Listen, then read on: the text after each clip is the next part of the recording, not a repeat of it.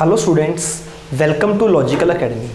बच्चों, आज है हमारी video number 81 and video number 81 के अंदर हम अपनी पूरी बैलेंस शीट को फिनिश करने वाले हैं।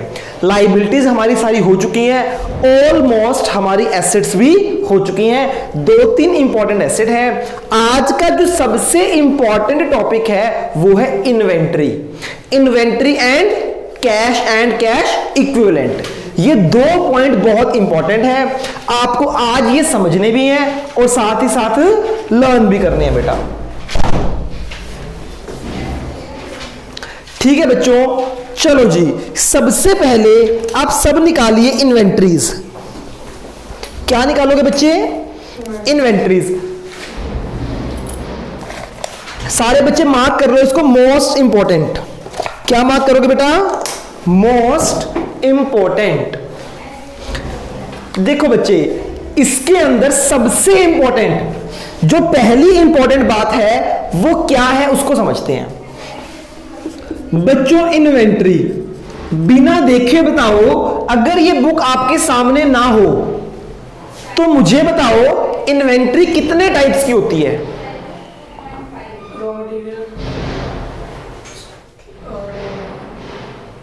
दिमाग लगाओ।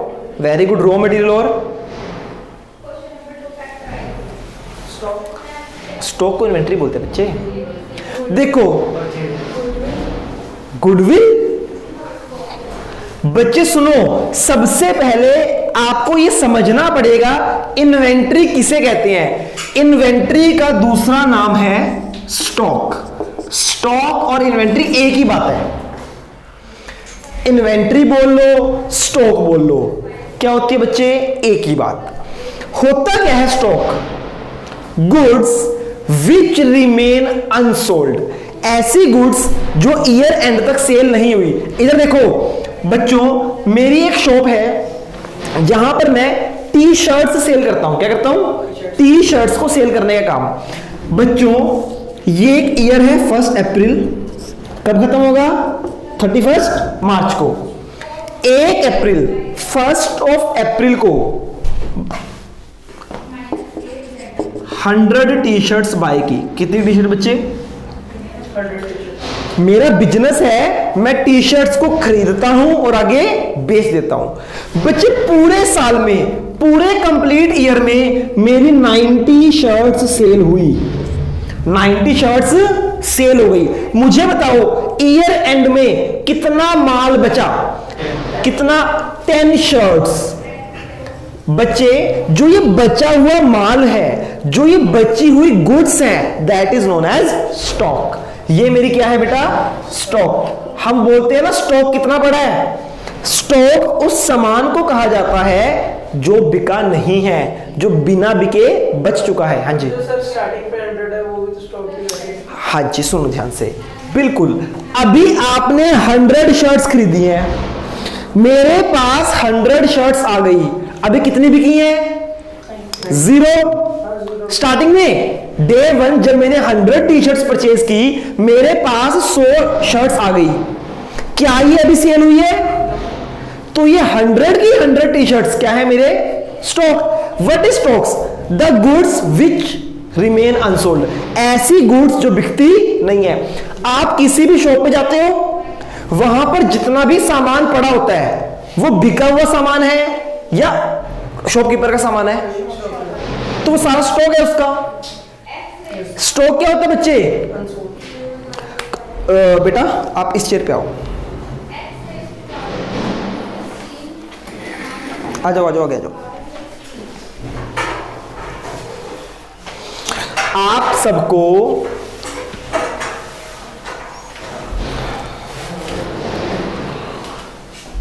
बच्चों एक बात मेरी ध्यान से सुनो। अभी चल रहा है नवंबर, है ना? आप सब बहुत ज़्यादा ढीले बैठे हो ना, कोई बात नहीं, अभी आपके ऊपर प्रेशर नहीं है बच्चे। जब जनवरी आएगा ना बच्चे, आप सबके रातों की नींद उड़ जाएगी। अभी तो आप सबको क्लासेस में नींद आती है ना, फिर रातों में आपकी नींद उड़ जाएगी बच्चे। क्लास में तो बहुत दूर की बात है। और बच्चे, उतना प्रेशर आप लोगों से फेस नहीं होगा, क्योंकि मेरी एक बात याद रखना लाइफ में, प्रेशर में कभी भी परफॉर्मेंस नहीं आती। अगर आपको अच्छा परफॉर्म करना है ना तो प्रेशर में कभी अच्छा परफॉर्म नहीं होगा। आपको प्रेशर से फ्री होंगे ना बच्चे, तभी अच्छा परफॉर्म कर पाओगे। और ये टाइम प्रेशर लेने का नहीं है, अभी आपके ऊपर प्रेशर नहीं है बच्चे। सेकंड थिंग, जो आप मेरी बात क्लास में सुन रहे हो ना बच्चे, ये आधे घंटे की जो क्लास है इसको पूरे फोकस के साथ सुना करो। अगर अभी यहां फोकस नहीं करा तो बच्चे यही 30 मिनट की क्लास जब सेल्फ स्टडी करोगे ना 2 घंटे लगेंगे। और बच्चे कॉन्फिडेंस ऐसे चला जाएगा आप लोगों का कि हमें तो कुछ भी नहीं आता। अभी अपने दिल पे हाथ रख के बताओ, कितने बच्चे बोलते हैं कि फर्स्ट बुक के सारे चैप्टर आते हैं हमें, जो मर्जी पूछ लो। है कोई बच्चा ऐसा? आप सब देखो, अगर आज मैं आपको एडमिशन का अच्छा सा क्वेश्चन दे दूं, रिटायरमेंट का दे दूं, डेथ का दे दूं, फंडामेंटल का दे दूं, फंडामेंटल में तो टॉपिक भी याद नहीं होंगे आपको। है याद? इंटरेस्ट ऑन कैपिटल क्या होता है? बोलो बोलो, कुछ याद नहीं है ना बच्चे? पार्टनर्स कैपिटल अकाउंट में क्या क्या आता है? इंटरेस्ट ऑन ड्रॉइंग के कौन से केस हैं याद है? गुडविल कौन कौन से केस हैं? किसी को याद नहीं है बच्चे। अभी आपने वो सारी बुक रिवाइज करनी है, डोंट वरी, करा दूंगा। अब बच्चे कम से कम जो चैप्टर मैं बोल रहा हूं यहां पढ़ो, इसमें कुछ टेक्निकल नहीं समझने वाला, सिर्फ लर्न करना है।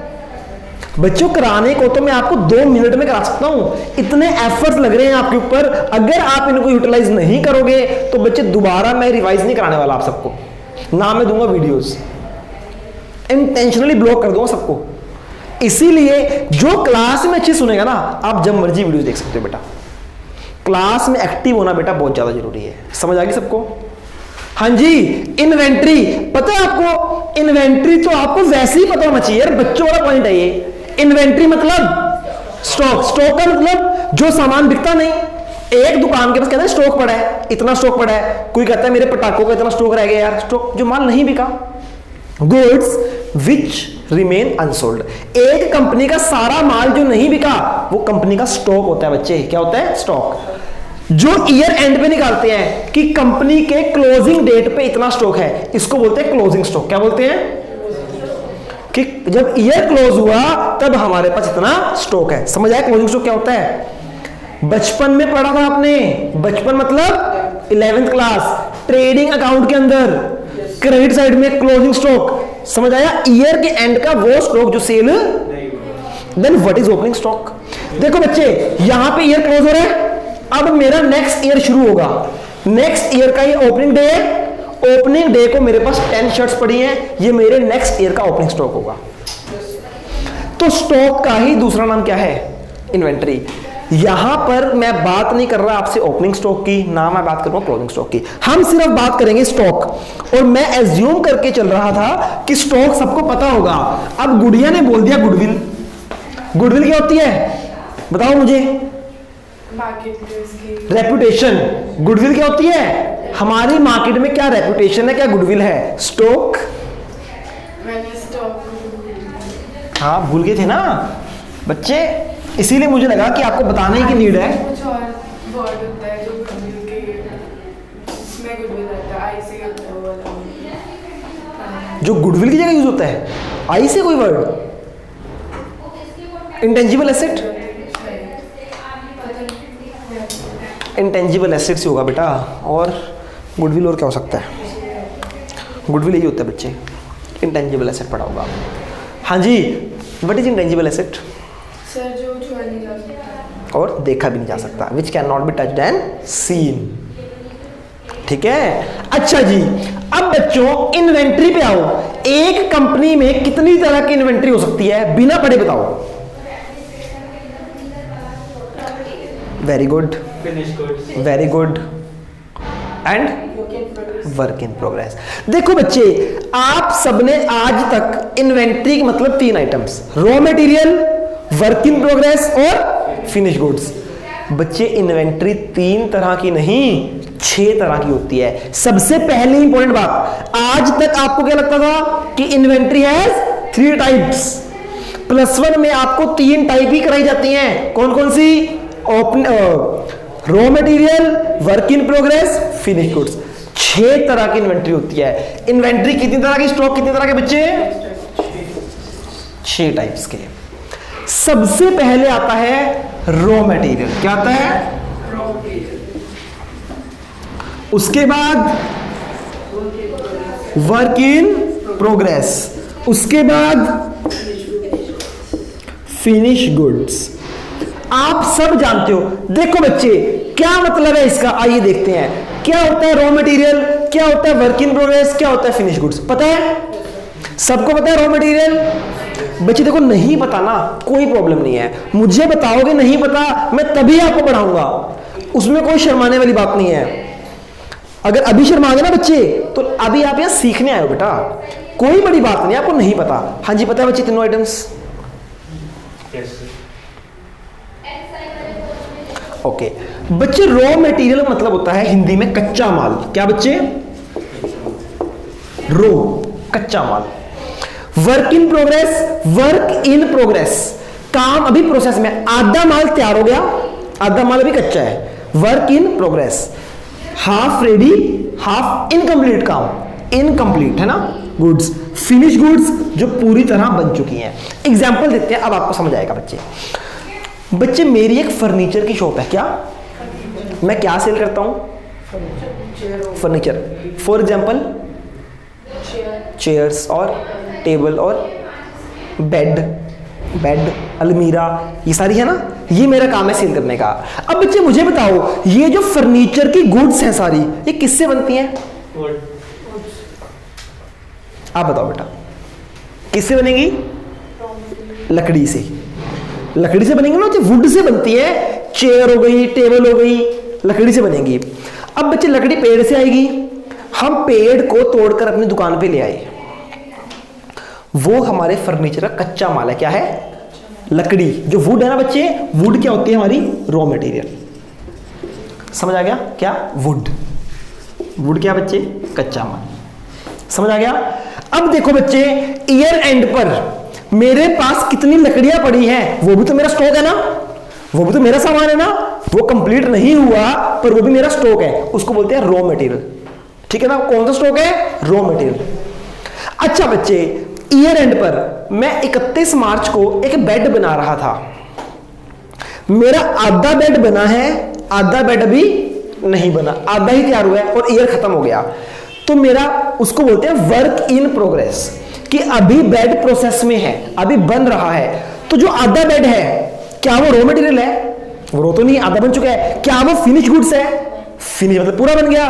तो वो कहां जाएगा स्टॉक? वो आएगा मेरे वर्क इन प्रोग्रेस में। तो वर्क इन प्रोग्रेस क्या होता है? Half ready, half in process. ये कुछ परसेंट रेडी है, कुछ प्रोसेस में है। लास्ट है फिनिश गुड्स। मैंने लकड़ी से बेड बना दिया, अब बेड मेरे पास पड़ा है, बिका नहीं है, तो मेरे फिनिश गुड्स है। अब वो रॉ मटेरियल तो नहीं है ना, आधा माल भी नहीं है, वो पूरा है, फिनिश गुड्स। समझ आ गया बच्चों? 3 तरह की इन्वेंट्री, एक कंपनी के पास 3 तरह का स्टॉक हो सकता है। कौन कौन सा? रॉ मटेरियल, रॉ मटेरियल मतलब कच्चा माल, work in progress half ready half pending, and finish goods मतलब कंप्लीट। क्लियर है? ओके बेटा, इसके बाद ये 3 आइटम सबको पता है। अब इंपॉर्टेंट पॉइंट क्या है इसमें? चलो जी, 3 तरह की इन्वेंट्री याद होगी बच्चे। 4th टाइप का जो इन्वेंट्री की टाइप है या स्टॉक की टाइप है, वो होती है बच्चे स्टॉक इन ट्रेड। क्या है बच्चे? देखो, ऐसा सामान जो हम खुद प्रोड्यूस नहीं करते, बना बनाया खरीदा और आगे बेच दिया। जैसे मेरा काम है रेडीमेड, मेरा काम है टी शर्ट्स बेचने का, मैं खुद नहीं बनाता। अगर मैं खुद बनाऊंगा तो मेरे पास पहले रॉ मटेरियल होगा, फिर वर्क इन प्रोग्रेस, फिर फिनिश गुड्स। मैं क्या करता हूं, कहीं से सामान खरीदता हूं बना हुआ और आगे सेल कर देता हूं। मैंने बना हुआ सामान खरीदा और अभी मेरा नहीं बिका, वो मेरा क्या है? स्टॉक। स्टॉक है मेरा इन ट्रेड। इन ट्रेड मतलब ट्रेड क्या होता है? लेकर बेचना। ट्रेड मतलब लेकर बेचना। तो जब फिनिश गुड्स हम खरीद कर बेचते हैं, उसके दौरान जो सामान बचता है, that is known as stock in trade. एक बच्चे आपने देखा होगा, कंपनी के पास स्पेयर पार्ट्स होते हैं। आप जाओगे ना किसी कंपनी में, जाओगे कार कंपनी में जाओ, उनके पास स्पेयर पार्ट पड़े होते हैं। तो बच्चे वो भी उनका स्टॉक है ना, उसको बोलते हैं स्टोर एंड स्पेयर्स। जितना भी स्टोर में स्पेयर पार्ट पड़े हैं ना, क्या होता है बच्चे, वो स्टोर एंड स्पेयर, वो भी बच्चे हमारे क्या होते हैं, स्टॉक होते हैं। एक मारुति कंपनी है, बेसिकली उसके लिए स्टॉक क्या, कार तो है उसका, raw material, work in progress और फिनिश गुड्स। पर बच्चे जो स्पेयर पार्ट्स हैं वो भी तो स्टॉक है ना कंपनी का, तो वो किस में आएगा, स्टोर एंड स्पेयर्स में। ये फिफ्थ टाइप है। फोर्थ क्या है, स्टॉक इन ट्रेड। फिफ्थ क्या है, store and spare. And last है बच्चे लूज टूल्स। आपने देखा होगा किसी दुकान पे बहुत सारे औजार पड़े होते हैं, स्क्रू ड्राइवर, प्लास टाइप, है ना, वो सारे बच्चे क्या है, लूज टूल्स, वो भी बच्चे स्टॉक का पार्ट होते हैं। लास्ट क्या बच्चे, लूज टूल्स। आप तो जानते होंगे बेटा बहुत अच्छे से लूज टूल्स को, जानते हो, हाँ जी, ये सब तो स्टॉक ही है, तभी तो बोला स्टॉक के 6 टाइप्स होते हैं, raw material, work in progress, finish goods. 3 तो समझ आ गया आपको। चौथा स्टॉक इन ट्रेड, 5वां store and spares, 6th loose tools. 6 type है स्टॉक्स की, अंडरलाइन कर लो। इन्वेंट्री के अंदर इसको अंडरलाइन करो, raw material, work in progress, finish goods, stock in trade, store and spare, loose tools. लिख लो बच्चे, लिखना हो तो। स्टॉक इन ट्रेड क्या होता है, जो खरीद कर माल आगे बेचना है। सर फिर तो जो प्रोड्यूसर गुड्स होते हैं जैसे मशीनरी वगैरह, वो भी तो मतलब एक गुड ही है। कौन सी बच्चे, वो आपकी फिक्स्ड एसेट है, वो करंट नहीं है ना, इसलिए वो स्टॉक में नहीं आती। मशीनरी, प्लांट एंड इक्विपमेंट, ये करंट, स्टॉक तो करंट ही होता है ना।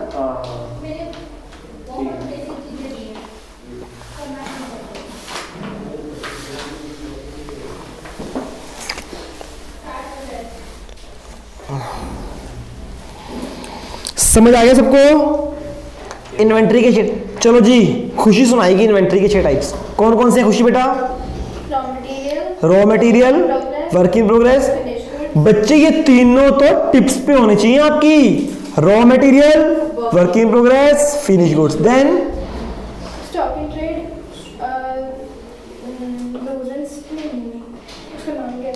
Store and spare. Store and spare, store में जो स्पेयर पार्ट्स होते हैं ना, ऐसे याद कर लो, store and spare. And last loose tools, जो खुला सामान पड़ता है, औजार वगैरह जो होते हैं। याद हो गया, सुनाओ फिर उल्टा। Loose tools, stores and spares, stock in trade, finished goods, work in progress, raw material. इसको कैसे मर्जी लिख सकते हो, जरूरी नहीं है नंबर वाइज करना, वो चलो वैसे ही था, है ना। Raw material, work in progress, finished goods, stock in trade, store and spare, और used tools. ठीक है, जो बच्चे ऑनलाइन पढ़ रहे हैं वो बच्चे भी अपनी बुक्स बंद करके अपने आप को सुना सकते हैं अगर लाइफ में कामयाब होना है तो। हाँ जी, ट्रेड रिसीवेबल। ट्रेड रिसीवेबल बच्चे कौन कौन से होते हैं, डेटर एंड बिल्स रिसीवेबल। लिख लो, डेटर एंड बीआर, करा चुका हूं मैं लास्ट वीडियो में। बच्चे एक पॉइंट आता है प्रोविजन फॉर डाउटफुल डेट, ध्यान से सुन लो। या तो प्रोविजन फॉर डाउटफुल डेट को आप शॉर्ट टर्म प्रोविजन लिख सकते हो, याद है ना, शॉर्ट टर्म प्रोविजन में लिखवाया था, या फिर उसका दूसरा इफेक्ट हो सकता है डेटर में से माइनस। पढ़ाई आपने बैलेंस शीट में प्रोविजन को डिडक्ट कर सकते हो ट्रेड रिसीव। तो नेक्स्ट पेज पे आओ, पेज नंबर 1.32 लिखिए ना, सेकंड अप्रोच अंडर कर लो। Amount of provision for doubtful debt is show, कहां शो करनी है, deduction from the amount of trade receivable. समझ आ गई, या तो ये कर सकते हो या फिर आप इसको प्रोविजंस में लिख सकते हो। ठीक है बच्चों, समझ आ गई। बच्चे नेक्स्ट इंपॉर्टेंट पॉइंट क्या है हमारा, बताओ फटाफट। Cash and cash equivalent. Cash and cash equivalent बच्चे क्या मतलब है इसका, cash and cash equivalent. Cash, cash मतलब हार्ड कैश जो आपकी पॉकेट्स में इस टाइम, कितना कितना जितना भी है ना, वो सारा क्या है बच्चे, जबजीत करा सर बात मत करो। हाँ जी, कैश, कैश का मतलब जो आपकी करेंसी है, वो क्या है बच्चे? कैश। एंड कैश इक्विवेलेंट मतलब जो कैश के इक्वल है। कैश मतलब कैश, बाकी ऐसी आइटम्स जो कैश के इक्वल है, कैश इक्विवेलेंट, वो बच्चे कहां पे आएंगी? Cash and cash equivalent. मतलब कैश एंड कैश इक्विवेलेंट के अंदर क्या क्या आएगा? एक तो कैश आएगा और ऐसी आइटम जो इक्वल टू कैश है। जैसे आपका बैंक बैलेंस, आपके बैंक में पैसा पड़ा है, वो एक तरह से कैश ही है आपका, है ना? तो बैंक बैलेंस क्या होता है बच्चे? कैश के इक्वल होता है, इसलिए बोलते हैं कैश एंड कैश इक्विवेलेंट। समझ आ रही है? कैश वो तो कैश हो गया, कैश इन हैंड तो कैश हो गया ना, हाथ में जो पैसा है। आपके पास कोई चेक पड़ा है बैंक का, कोई ड्राफ्ट पड़ा है, वो सारा बच्चे कैश ही होता है, वो कैश के इक्वल होता है, उसकी वैल्यू कैश के इक्वल है। आपने मुझे फीस देनी है 10,000 रुपए, चाहे तो आप मुझे कैश दे दो, चाहे आप मुझे चेक दे दो। क्या मैं मना करूंगा कि मैं चेक नहीं लूंगा? मैं मना नहीं करता, दे दो इसलिए। ठीक है बच्चों, कैश भी दे सकते हो और चेक भी दे सकते हो। क्यों? क्योंकि बच्चे वो दोनों इक्वल है। जो चेक है ना वो कैश के इक्वल है। क्या ऐसा हो सकता है कि किसी बच्चे ने मुझे 50,000 देनी है फीस, वो आके बाइक दे दे कि सर लो फीस आ गई? नहीं, वो कैश के इक्वल नहीं है। बात समझ आ रही है? कैश एंड कैश इक्विवेलेंट्स, ऐसे आइटम जो इक्वल टू कैश हो। जब जीत कह रहा है ये सही है।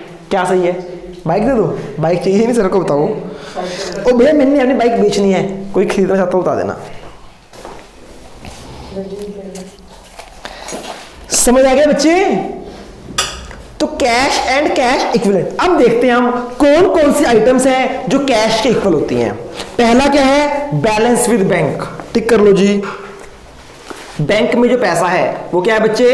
कैश के इक्वल। दूसरा, कोई चेक हो, ड्राफ्ट हो, वो भी बच्चे क्या है? कैश के इक्वल।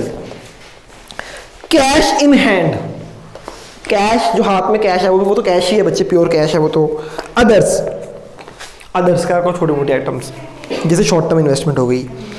अगला चलो बच्चे, year mark balance with bank. Sir ये क्या होता है? ये क्या होता है बच्चे? इसको ऐसे ही याद करो। क्या बच्चे?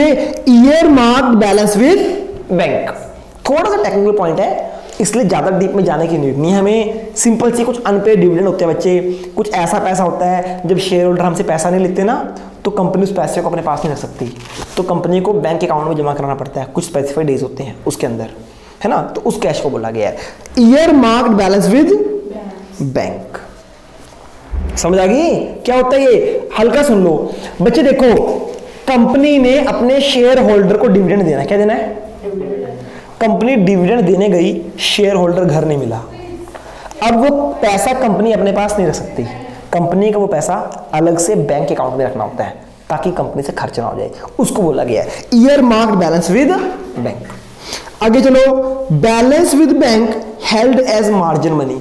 जब हम मार्जिन मनी के रूप में बैंक को पैसे देते हैं, वही बच्चे किसके इक्वल होता है? लास्ट बच्चे, बैंक जैसे बच्चे आपने कभी बैंक से लोन लिया? जब हम लोन लेते हैं ना तो कुछ डाउन पेमेंट का अमाउंट बैंक को देना होता है। समझ आ गई बच्चे? Margin money. नेक्स्ट क्या है बच्चे? Bank deposit with more than 12 months maturity. कोई हमारी ऐसी एफडी पड़ी है जो 12 महीने से, bank deposit with more than 12 months maturity, जो 12 महीने के बाद मैच्योर होगी, वो भी कैश के इक्वल माना गया है। तो बच्चे देखो, पहली 3-4 आइटम्स हर बच्चे को याद हो जाती हैं, cash in hand, bank balance, cheque और ड्राफ्ट। ये लास्ट की 3 आइटम ना, ये और भी ज्यादा इंपॉर्टेंट है। बेसिकली इसमें भी 6 आइटम्स हैं। 7 दिख रही है ना आपको? एक तो अदर्स ही है, उसको काट दो। बेसिकली 6 आइटम्स हैं। कौन कौन सी? Cash, bank balance, draft, cheque. 3 तो ये होगी। चौथा, अदर लिखनी है। बैंक के पास जो मार्जिन मनी है, ईयर मार्क बैलेंस और bank deposit with more than 12 months. Great, clear है जी? समझ आ गया सबको? सबको समझ आ गया? खुशबू को नहीं आया समझ? आ गया? चलो बहुत अच्छी बात है बेटा फिर तो। ओके ओके ओके, समझ आ गया जी? ओके। अच्छा बच्चों, अब सुनो जरा एक बात। आप सबका होमवर्क क्या है? Illustration number 1 to illustration number 37। देखो बेटा, अगर आपको थ्योरी जहां तक अंडरलाइन कराई है, पहले इसको रिवाइज करना आप सबने, तभी होंगे बच्चे। कल आपका मैं टेस्ट लूंगा illustration number 1 to illustration number 37। जिस बच्चे ने टेस्ट अच्छा दिया, मैं आपको बता रहा हूं, टेस्ट होगा ओरल, नो डाउट। हाँ, जो आपको डाउट्स होंगे कि सर कुछ ऐसे क्वेश्चंस आए हैं जो हमने पढ़े ही नहीं, जो पॉइंट पढ़ा नहीं, 2-4 पॉइंट जरूर होंगे ऐसे जो आपने नहीं पढ़े होंगे, और वो मार्क कर लेना डाउट। पहले तो हर एक बच्चे का डाउट मार्क होना चाहिए वो, उसके बाद उनको छोड़कर मैं आपका लूंगा टेस्ट। अगर आप बच्चों ने वो टेस्ट नहीं दिया तो बच्चे देखो, इसमें एक छोटा सा टॉपिक है प्रॉफिट एंड लॉस वाला स्टेटमेंट। देखो नेक्स्ट टॉपिक क्या है, statement of profit and loss.